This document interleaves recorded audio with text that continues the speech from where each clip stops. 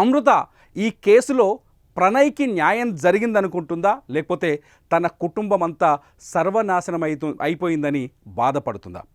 ఈ ప్రశ్నలకు ఇప్పుడు సమాధానం తెలుసుకోవాలని ప్రతి ఒక్కరూ ఆసక్తిగా ఎదురు చూస్తున్నారు. ఎందుకంటే ప్రణయ్ హత్య కేసే అమృత వల్ల జరిగింది. ప్రణయ్ హత్య జరిగిందే అమృత కోసం. అమృత ప్రణయ్ ప్రేమించి పెళ్లి చేసుకోవడం, ప్రణయ్ దళిత కుటుంబానికి సంబంధించిన వ్యక్తి కావటం, అమృత ఉన్నత వర్గానికి చెందిన వ్యక్తి కావడంతో ఆ పెళ్లి ఇష్టం లేని అమృత తండ్రి మారుతీరావు ఈ హత్య చేయించారు. ఇది స్పష్టంగా పోలీసుల విచారణలో తేలిన విషయం. ఇవాళ కోర్టు చెప్పిన తీర్పు కూడా అది. అమృత ప్రణయ్ దగ్గర ఉన్నంతకాలం, అంటే ప్రణయ్ హత్య జరిగినప్పుడు తన ఎవరైతే ప్రణయ్ని చంపారో వాళ్ళకి కఠిన శిక్ష పడాలని, వాళ్ళకి కూడా అటువంటి శిక్షే పడాలని కోరుకుంది అమృత. చాలా రోజుల పాటు ఆమె కన్నీళ్లు పెట్టుకుంది.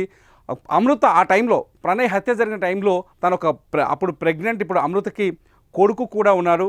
సో ఈ టైంలో ఇదంతా, అంటే దాదాపు 5 సంవత్సరాల 9 నెలలు పూర్తయిన ఈ టైంలో తీర్పు వచ్చింది.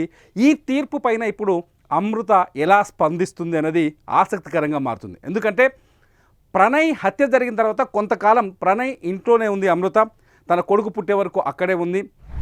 ప్రణయ్ కుటుంబ సభ్యులు బాలస్వామి కావచ్చు, అత్తతో పాటు ఆ ఇంట్లోనే కొంతకాలం జీవించింది. ఆ తరువాత ఆ కుటుంబాన్ని వదిలేసి ఎప్పుడైతే మారుతీరావు, అమృత తండ్రి మారుతీరావు ఆత్మహత్య చేసుకున్నాడో, ఆత్మహత్య చేసుకున్న తర్వాత అమృత మనసు మారినట్టుగా స్పష్టంగా అందరికీ తెలుసు. అమృత ఆ కుటుంబాన్ని వదిలేసి, ప్రణయ్ కుటుంబాన్ని వదిలేసి తను హైదరాబాదులో జీవిస్తుంది. చాలామంది చెప్తున్నారు అమృత తన తల్లితో కలిసి హైదరాబాదులో జీవిస్తున్నారని చెప్పేసి.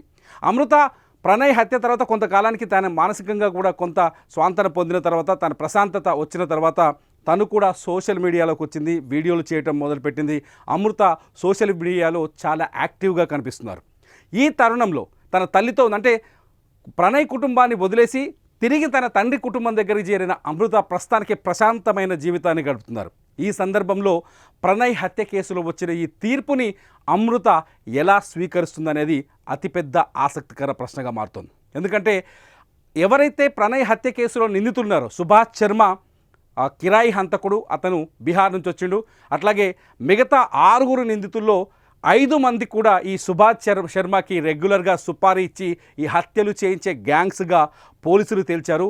కానీ ఇదే మొత్తం మిగిలిన 7 మందిలో A1గా అమృత తండ్రి మారుతీరావు ఉంటే A8గా 8వ నిందితుడిగా అమృత సొంత బాబాయ్ శ్రవణ్ కూడా ఉన్నారు. సో ఇప్పుడు శ్రవణ్ కూడా యావజ్జీవ శిక్ష పడింది. శ్రవణ్ జైలుకి వెళ్లాల్సిన పరిస్థితి ఏర్పడింది. ఈ నేపథ్యంలో అమృత ఈ తీర్పుని ఎలా స్వాగతిస్తుందనేది అతిపెద్ద ప్రశ్నగా మారింది.